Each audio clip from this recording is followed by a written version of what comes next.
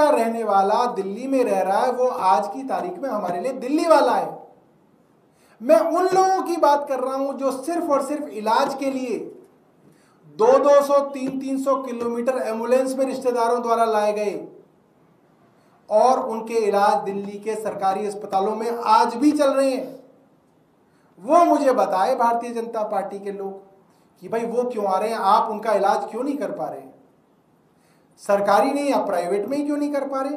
आपके तो मंत्रियों के अस्पताल है नोएडा के अंदर, कैलाश हॉस्पिटल आपके मंत्री का अस्पताल है नोएडा में। आप बताइए कितने आयुष्मान भारत के मरीजों की जो है दिल की और न्यूरो की सर्जरी कर रहे हैं वो लोग। गुड़गांव के अंदर प्राइवेट हॉस्पिटल भरे पड़े हैं, मैं नाम नहीं लेना चाहता, बड़े बड़े अस्पताल हैं। हरियाणा में है, आयुष्मान भारत है, हरियाणा के कितने गरीबों का इलाज जो है उन बड़े बड़े प्राइवेट अस्पतालों में हो रहा है आयुष्मान भारत में। मुझे बताए भारतीय जनता पार्टी के मुख्यमंत्री से मैं पूछना चाहता हूं, हरियाणा के, उत्तर प्रदेश के मुख्यमंत्री जी से मेरा सवाल है, नोएडा, ग्रेटर नोएडा और गाजियाबाद में बड़े बड़े प्राइवेट अस्पताल हैं, बड़े बड़े कॉर्पोरेट प्राइवेट अस्पताल, वहां पे उन यूपी के गरीब भाइयों बहनों का इलाज क्यों नहीं कर रहे आप, उनकी सर्जरी क्यों नहीं कर रहे आप, क्यों उनको दिल्ली के सरकारी अस्पताल में आके अपनी सर्जरी करानी पड़ रही है? ये बताएं योगी आदित्यनाथ, ये बताएं भारतीय जनता पार्टी के सांसद, है कोई जवाब? क्योंकि इनका आयुष्मान भारत मॉडल एक फेल्ड मॉडल है, कागजों पर है, सच्चाई में नहीं है। और मैं अब आपको थोड़े आंकड़े भी बता दूं, कहीं आप कहें कि भाई साहब आपका मॉडल भी जो है कागजों पे होगा, आप पता नहीं कह तो रहे हो, स्कीमें कितने लोग इस्तेमाल कर रहे हैं हमें क्या पता।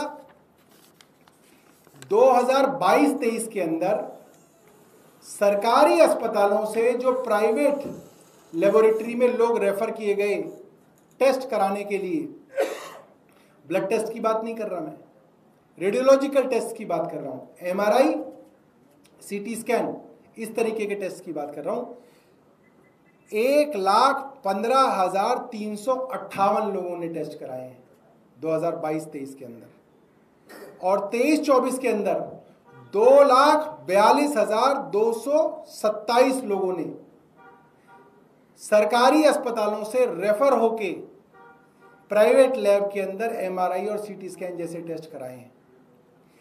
22-23 में इसके ऊपर खर्चा हुआ 18.25 करोड़ रुपए दिल्ली सरकार का, और 23-24 में इसका खर्चा हुआ 32.30 करोड़ रुपए। ये आंकड़े हैं हमारे।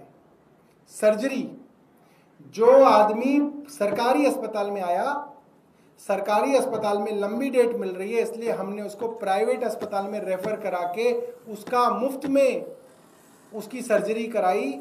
23-24 के अंदर सर्जरी का डेटा है 5,218 लोगों की सर्जरी कराई प्राइवेट अस्पतालों में मुफ्त में, जिसपे दिल्ली सरकार का 15.88 करोड़ रुपए खर्च हुआ, और 23-24 के अंदर हमने 7,036 लोगों की सर्जरी कराई जिसपे करीब 25 करोड़ रुपए खर्च हुआ।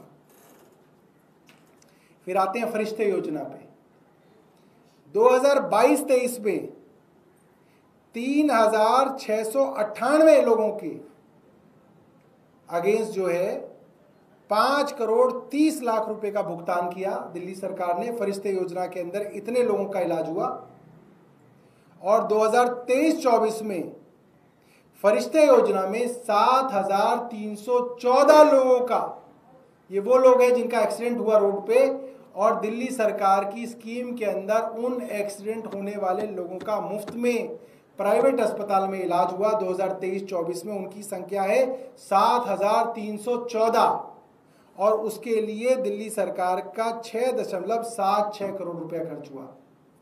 और अब मैं इनके अस्पतालों पे आ जाऊं, जो इनके केंद्र सरकार के अस्पताल हैं जो मुफ्त इलाज नहीं देते हैं, इनके केंद्र सरकार के अस्पताल भी मुफ्त इलाज नहीं देते हैं, एम्स, आरएमएल और सफदरजंग, वहां पे जो बेचारे इलाज कराने आते हैं, फिर हमारे पास आते हैं अरविंद केजरीवाल की सरकार के पास कि आप डाक स्कीम के अंदर पैसा ट्रांसफर कर दो उस अस्पताल को, क्योंकि वो हमारा मुफ्त इलाज नहीं कर रहे, तो हम 5 लाख रुपए तक केंद्र सरकार के अस्पतालों को देते हैं। दिल्ली सरकार देती है केंद्र सरकार के अस्पतालों को, एम्स को, आरएमएल को और सफदरजंग को, कि भैया इनका मुफ्त में इलाज कर दो, हम पैसा दे देंगे।